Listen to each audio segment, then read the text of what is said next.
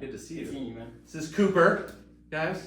This is really, think about this as if we weren't being recorded right now and we were just sitting in Eric's backyard and we were just, talking, and I was just learning about your life. The whole point of this is helping young, up and coming entrepreneurs or just people who are hungry for more. You can be hungry for more and still be in corporate America. Yeah. Or you can be hungry for more and be an entrepreneur, right? Because like in your case, you're still working for a company, but you're still hungry for more. Yeah. This is the Closer's Playbook. As you guys know from watching some of the other earlier episodes, it's just real, unscripted, no BS. Today we've got a special guest, Cooper. I do not know how to pronounce your last name. Galeazzo. Yeah. So we're gonna start with that. That's obviously your name, but like tell us a little bit about like where you're at, like the company you're working for, and then we'll go from there. We'll go back to the origin story after that. But Cooper, and what are you doing right now?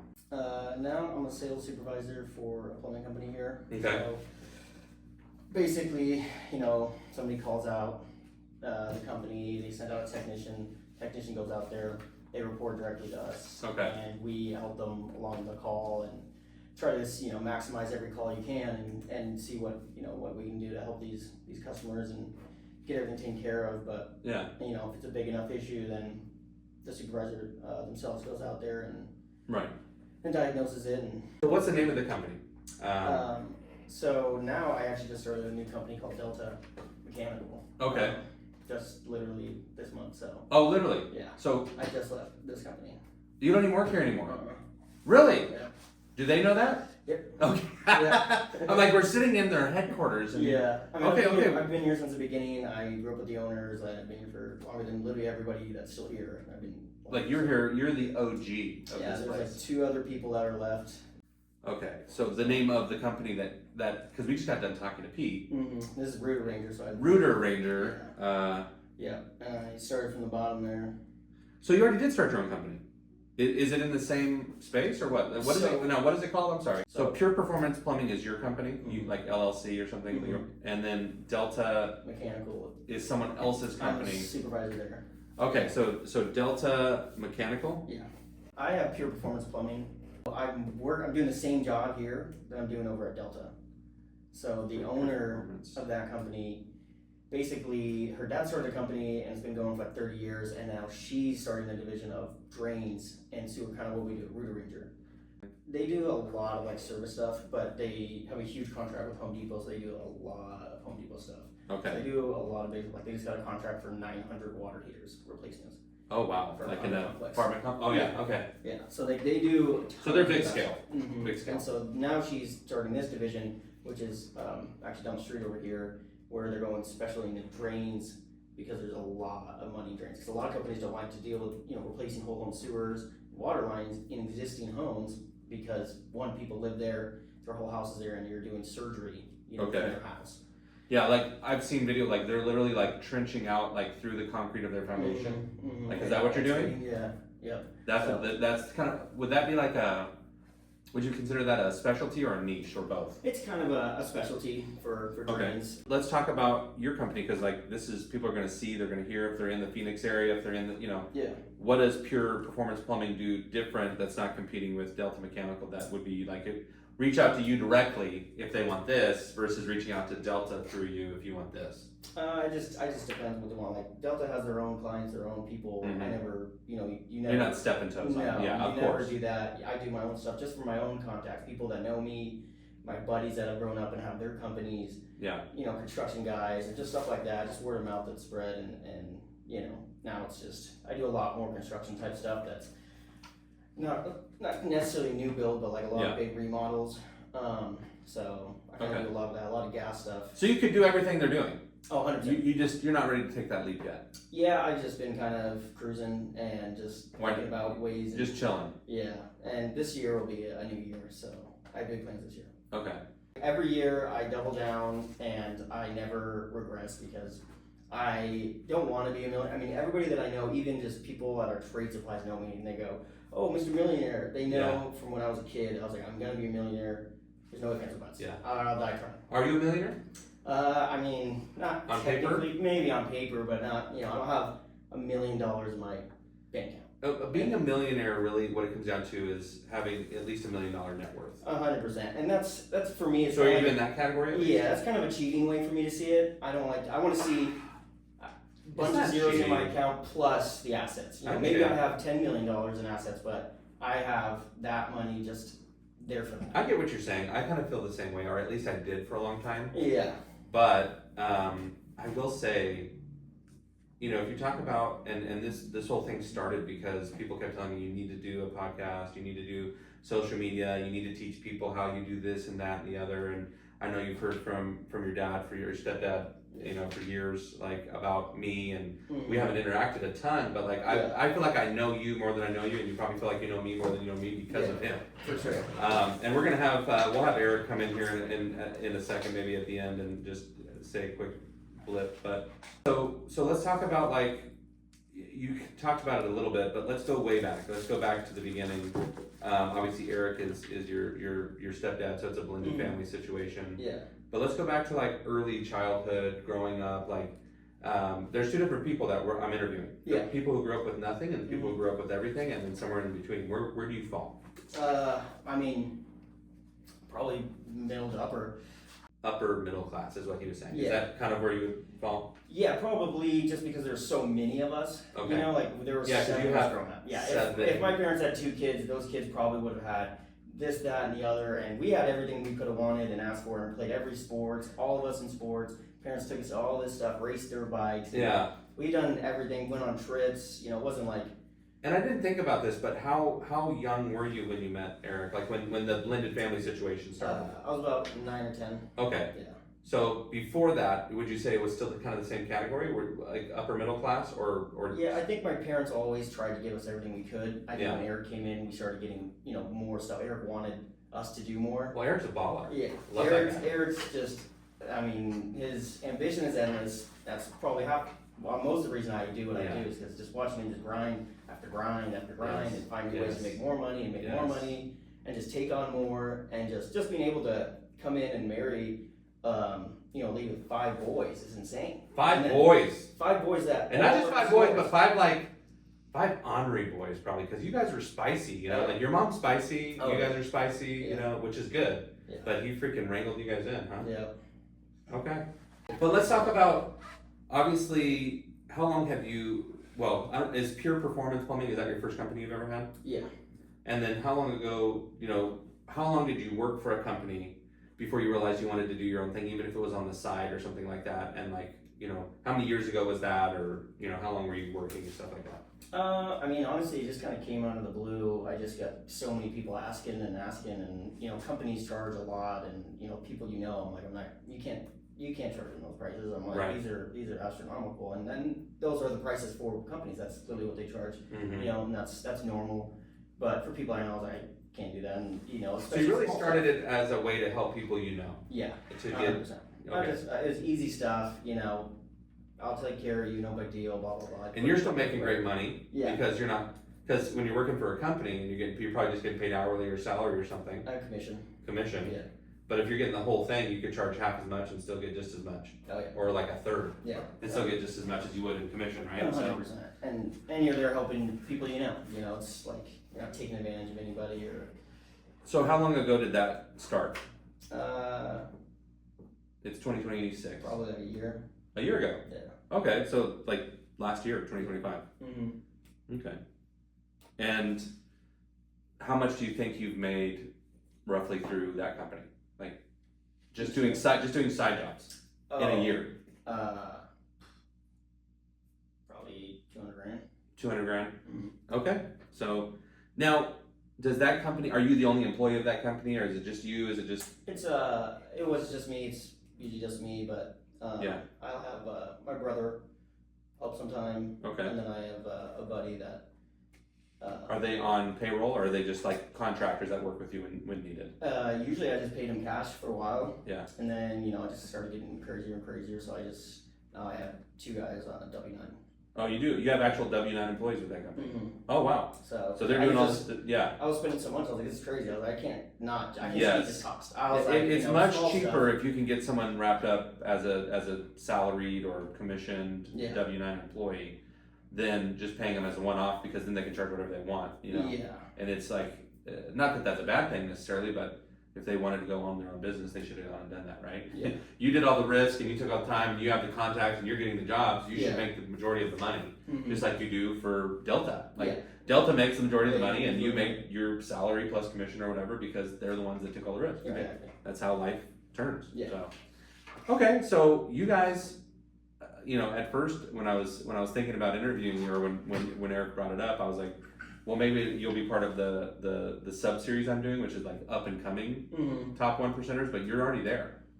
You're already there. Between this, I mean, at a $200,000 in revenue, which means in this year, 2026, you'll Yeah. probably do, what do you think, double Probably that? Double. Yeah, I doubled. Yeah, I usually try to double. Even working for the company, I pretty much doubled, or at least 1.5 times most years. You're talking Most about years. with Rooter? Yeah, with my commission. You doubled up, you know. Mm-hmm. What's the Yeah. most you ever made in that space as a supervisor or as a whatever, you know, sales VP or whatever? Well, this year would probably be my best year, because every year I do Yeah. more, but I did like 350 with them. 350. Yeah. Okay, and that's everything, or like bonuses and everything, spiffs and stuff like that's on top of that. pure Benefits. commission. Oh, So, just yeah. you're 100% commission. Yeah, Okay, no salary, nothing. 100% commission. You freaking eat what you kill. I don't Okay. get $1 unless So, I'm doing it. question on that then, for those that are listening, because I know that a lot of people, we won't say what I want to say, but let's just call them wussies, and you can change the letter on the front if you know what I'm saying. But for all the wussies out there that aren't willing to go work hard for a company that pays commission only, what would you tell those people? Because most of the time, if you take the risk and you do a commission only job, the reason it's commission only is because you can make a lot more money because you eat what you kill, and there's no cap, right? No. I'm assuming with your company there's no cap. The more you make, The more you make, the more you make. The more you do for them, the more, because why would they not do that, right? Because they're gonna make they're gonna make the lion's share. So if you're making 350, they've got to be making at least $1 million, probably. Way more? Yeah. How much do you think? Like, what do you think? Most plumbing companies, you're gonna be looking. They're gonna try to be 50-60% margins. Okay. So I mean, yeah. There's 3 people like you. 2. Yeah. Oh, there's 2. Yeah. So, in a 50 to 60% margins, 2 of you, for every, let's say if you're making 350, then they're making $1 million. Yeah. Then on that, about. Yeah, and that's one person. And you got to factor in overhead and stuff like that, right? Payroll, whatever. I don't know their fleet of trucks and stuff that they have. Yeah. That's a lot. Yeah. There's a lot of overtaking. How many trucks do you guys have over there? Like how many? Like I know this place that there's what 42 trucks. Yeah, they have like 40 in Phoenix. They have what? They have like 40 in Phoenix. They're like, I want to say probably 20. Well, this is the new division, like 2030. They have like 100 trucks at Okay. their other location, Mesa. Which does a majority of all service plumbing. That's the main part. This part that you're doing, this niche like that you're roads. doing, is the drain Yeah, section, yeah. and they have 20 to 30 trucks. Yeah. So they're like right in line with Rooter Yeah, they're right now with this for division. right now, yeah. You know. Mm-hmm. Okay. Yeah. Yeah, that's a lot of overhead. Yeah. There's a lot of so really, you know, and here's another thing too, right? Because as a business owner myself and someone who's employed hundreds and hundreds of people over the Yeah. years, employees sometimes will say like, oh, like I don't know what your commissionable percentage is. It 20-30%? Is that your commission? We do like 10 to 12. 10 to 12%. Off the top. So like, think about that, guys. He's making 10 to 12%, right? But that's a gross, I'm assuming. Yeah, mine's just right at the top. So if I sell a $20,000 job, I get 4% right at the top. Okay. Yeah. So yeah, let's say it's a $10,000 job, 15%, right off the top. That's $1,500 you're getting for that, right? Yeah. What people aren't taking into consideration, and it's frustrating as a business owner, is, and you know, you're on both sides, so you know this. 100%. Dude, I can't believe you paid me 10%, 15%, bro. Like you're making all this money. The bottom line is slim Oh, usually. 100%. Now there's high margin in this industry we're learning, in this plumbing industry. There's high margin, but in most industries, if you're paying 10 to 20% commission to your salespeople, Yeah. you're probably making 1/3 to a half of what they might made per job. Yeah. Does that make sense? Mm-hmm. But people don't get it. People don't think like there's that. so much overhead, and then there's so much more that comes into play. You get lawsuits, you get accidents. Yeah. There's so much stuff that you have to. they have to pay for, and that's why their margins are where they are. Yeah. Or, you know, you run into stuff on the job, and the job should have been, you know, 8% for material, and now it's 20%. Yep. And, you know. And see, the so thing of it much is, up and down. salespeople don't understand.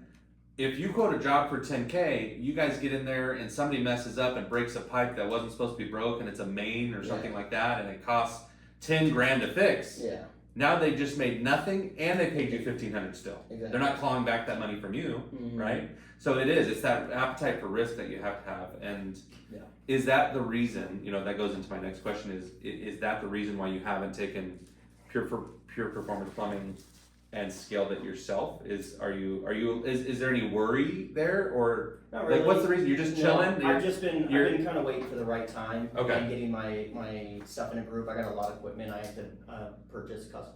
So it's a lot of money. You're just trying to do it the smart way. Yeah, I'm just doing it the smart way. I have Okay. a choice. I don't have to just, you know, sink or swim. I can take my chance, do my thing, and get stuff lined up, and then when I'm ready, just jump in. And as I understand it, you guys are expecting soon? Yeah, she's 10, about going on 11 weeks right now. Just found out it's a boy. Yeah. So that's exciting. You guys have a little reveal party? We just did it to ourselves. She hates like waiting for secrets, so I hate that stuff. she wanted to know immediately, and I was like, I'm cool with either way. It's funny, I was telling Pete, I'm anti-social media, but yet I'm doing this, which is funny. Yeah. But the reason I'm doing it is because when social media first started, when Facebook first started, you know, the whole thing was about just connecting with people, right? And I'm a big person on like networking. Yeah. Like they say, your network is your net worth, and you know that because of Eric. I mean, 100%. talk about someone who has probably the biggest network I've ever met. Like the guy knows everybody. literally. Everyone. Oh, I know someone in Hawaii. I know somebody over here. Like, oh, let me call my guy. Hey, mahalo. Yeah. Like, dude, how do you know every?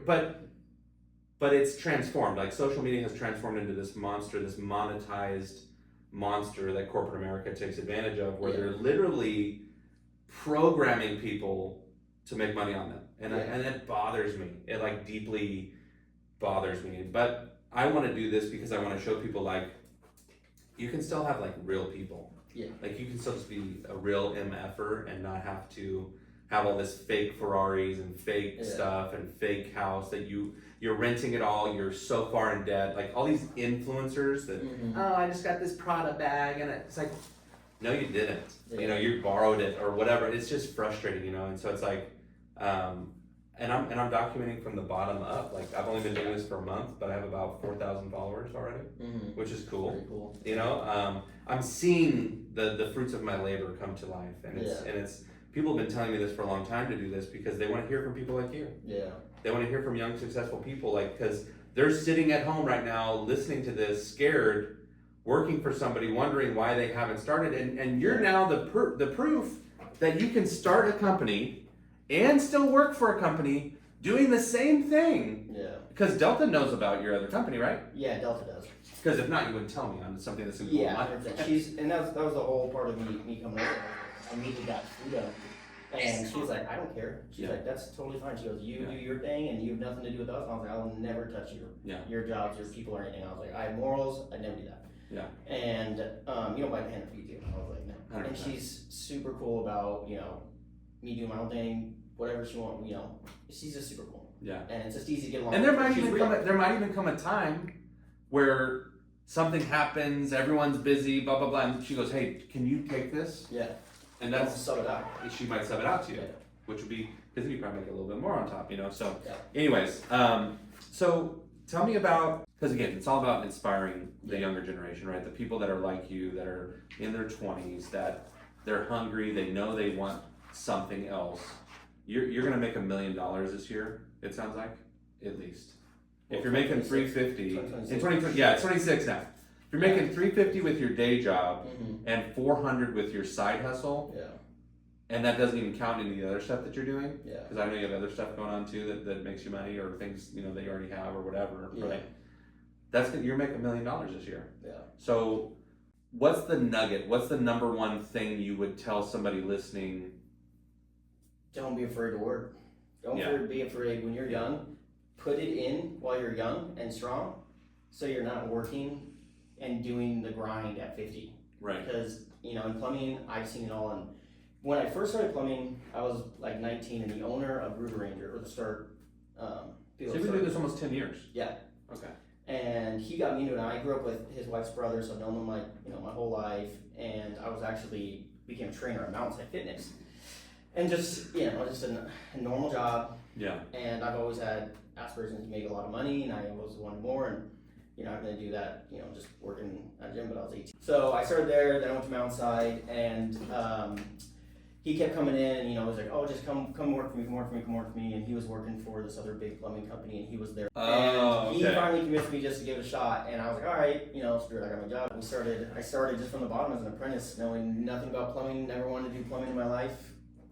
Never crossed your mind when you're 18 and, an athlete, and you're like, oh, I want to be a plumber, but I gave it a shot, and he's like, dude, you can make so much money, and I was so glad that I took that opportunity, because it gave me so much skills for everything in life, and just learning like houses work, how to be able to, you don't just learn plumbing, and you learn a little bit of every trade. Right. So you get a lot of knowledge, and then you become, you're a blue collar guy, you're hardworking. Yeah. My first week, I worked 101 hours in 7 days. I worked all 7 days. Wow. My next week, I worked 85 hours, those are back to back, and I was, the first 2 weeks, I was like, what the heck is this? Biggest paycheck I've ever had in my life. Did you ever want to give up on that because it was such hard work? Were you like, F this? Or were you just like, or did you love it because you're like, because that, if you worked 101 hours, that means you made a boatload of money. 100%. And that was hourly then. Like how much did you make in that 101 hours? Well, now. Just a guess. It was back then, minimum wage was $7.05. And I made. But you must have got paid double time it. I made $12.50 an hour, and then we got time and a half. So it was like 20 an hour, roughly. And you can do the math, guys. That was in 1 week, right? That was 1 week. And I was probably made more, and you were what, 19 you said? I was 18, I just, about to be 19, so. About to be 19, so. 19. 19, do the math, I'm not gonna do it because I'm terrible at math, but whatever that is, like, that's a lot of money. Yeah. You probably made in 1 week what most people make in 1 month, if not more. I think my first, year as a plumber, I almost made 100 grand. I was right below 100 grand. I was 19, and I had 3 cars, and then my parents were like, get out of our house. They're like, good, cars, yeah, freaking get out of that nest, you lazy bum. Yeah, like, so not lazy, but you don't need to be here. Yeah. Go. Yeah, no. Get out. Yeah. And that was before where they're living now, though, right? That was the old previous house. Okay, in the old house. Yep. Mm-hmm. That's awesome, man. Yeah, and so I was just glad I did. I just stuck with it. I don't like, to give up. Yeah. I'm not a quitter. And Dude, so I just put my head down and just kept driving and just learned as much as I could, and found good guys in the trade that taught me and helped me grow, and that knew that I had potential. Yeah. That took me a long way, and then it just kept going and progressing, and then I started, just installing plumbing, and then grew from there. And I started having crews of guys under me. I found guys like me, and that were just money hungry, and they wanted to work. And I was like, I built a process. I was like, you guys just do this. You make a lot of money. Because you were literally one of the first people you said. Like you said, there's 3 people that are left. Yeah, I was the 9th employee. The Number 9. Yeah. 9th. Yeah, we all 9th started. employee. Right Wow. in the beginning. Okay, cool. Well, we'll wrap it up here. Eric, I'd love for you to come in real quick as we wrap this up. Just roll your chair over here. This is my boy, Eric Troutman. When I first met him, he had a different name. He changed it. So, but anyways, you talked a little bit about Eric. Yeah. You talked a little bit about your upbringing, how, things were good before Eric, but they became badass after Eric. Yeah, well, he saw potential in all of us, and we all, he did everything he could for each one of us. Yeah. And I'm really competitive, and my older brother, the one just older than me, super competitive, and I always my whole life was just trying to beat him. Anything. He's 2 years older. Yeah. And every year, it just doesn't matter, soccer, baseball, motocross, anything we ever did, it was just to beat him. Okay. Faster than him, bigger, stronger, so that always pushed me to grow, and he was really good at anything he did. Yeah. The guy was an all-star athlete. And, really? And Eric you saw that. You guys were all killer. Yeah. We all gave it our all, and we're pretty well-rounded. What did Eric do that, let's talk about if there's one thing that Eric said or did or was or gave an example of, or is there something you can remember back to as a pivotal moment? Honestly, it was just, or was it just seeing him hustle? Yeah, just seeing him grind day in and day out, and us always doing whatever, and him just always footing the bill and taking everybody out and bringing more people in, and it was just like because it wasn't just crazy. you guys. It wasn't just a family of 7. No. It was like a family of 17. It Oh, sounds like. 100%. And somehow this guy's just fronting the bill for Yeah. everything. Taking us out and wanting to do it. And He's awesome. like, oh, I want to It wasn't a this, burden. This. Yeah. And that's one thing I love about Eric is like, and probably one of the reasons you're my best friend is like, he never makes anyone feel like a burden, even if they are. Yeah. Like sure. ever. Yeah. Like and he's always uplifting people, just caring, just just talking so good. Even if someone's like a total piece of crap, he's somehow finding like goodness in them and like telling them, "Oh no, you can make it. Like you're good." And like somehow, like I'm telling you, like even some of my friends that he's met over the years who are just total pieces of crap.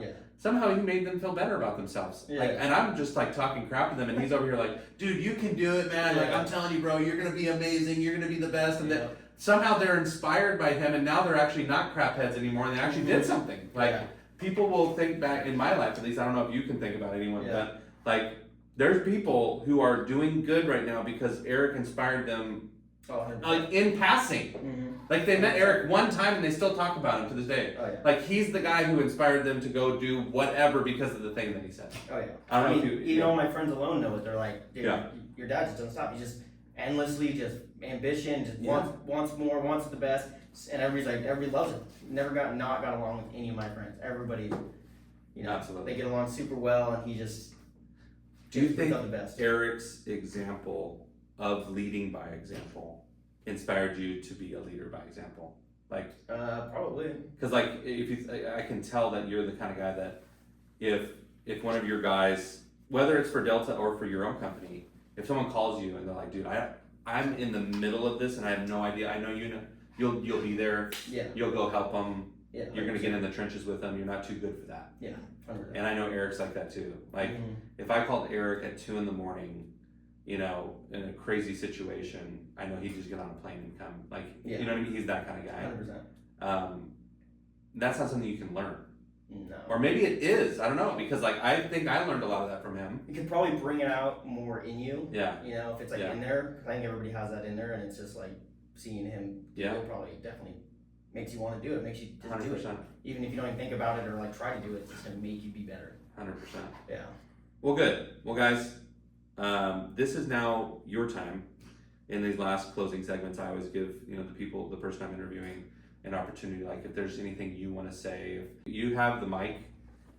Is there anything, any nuggets, any wisdom, anything that people need to hear? I would just say, for anybody like me and any, all these people that are hungry. Don't 9 to 5, man. Take that step. Do everything you can to just actually grow. Like if you actually want more, don't be afraid to don't just say it. Don't just say, I want to have $1 million, or I want to have this, or I want this. And do it. Like put in the effort. You can't just say something then go to your 9 to 5 and think, oh, this is gonna be fine.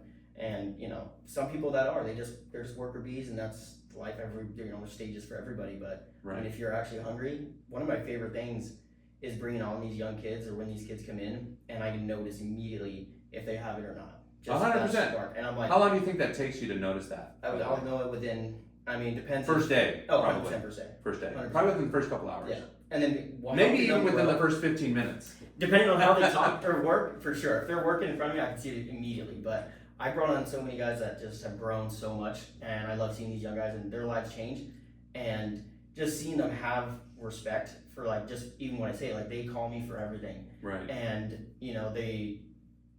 it's just so cool to see that, helping them change their lives. Right. And them actually wanting it and listening and doing it.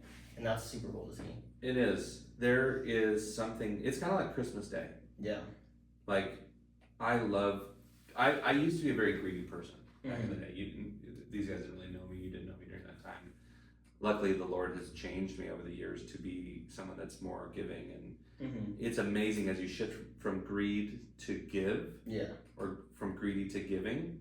There's something about that, right? Like having a young guy come in, teaching him, knowing you were him 10 years ago. Yeah. And what if he just does the things that you tell him to do, he can be further than you 10 years from now. Yeah. Because you can help him not make the mistakes you made, right? That's the whole point of whether you realize it or not, you're their mentor. Yeah. You're the person they're looking up to, right? And man, it's amazing. All right, anything else? this sign you have here Yeah. really sums up Cooper quite nice. Did you have anything to do with this, by the way? I didn't actually, but I do like it. Yeah, it's really great. Yeah. Brian That's gets to Cooper's perform all that. repetitive Here's tasks. something about Cooper too that I'll tell y'all. Yeah. Is the Rooter Ranger.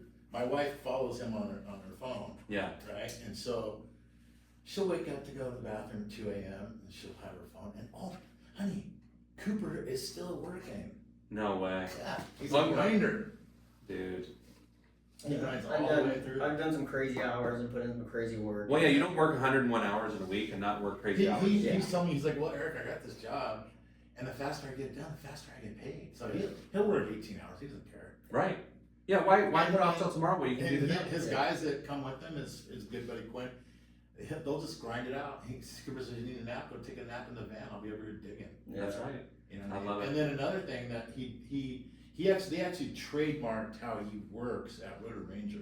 He has such a system, like he was telling you earlier, how like when he cleans out a house, it's like, you know, they come in there and they basically do surgery on your house. Correct. Yeah. The way Cooper learned and taught himself how to do it is now what Rooter Ranger made standard throughout their whole company because of Cooper. No way. Really? The most efficient way. You created the SOPs, the Yeah. standard operating procedures for that process, and now we Yeah, follow for that. the And install. now everybody does The it. most efficient, the quickest, and just done right.